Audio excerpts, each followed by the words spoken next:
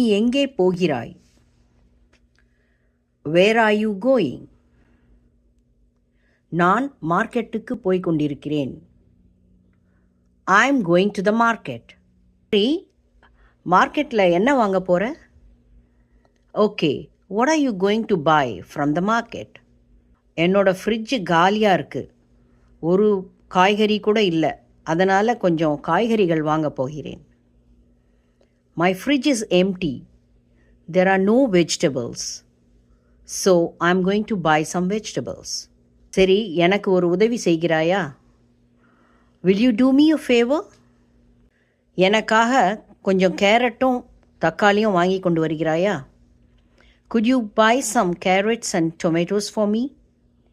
கண்டிப்பாக. Yeah, sure. வேறு ஏதாவது வேணுமா உனக்கு? Do you need anything else?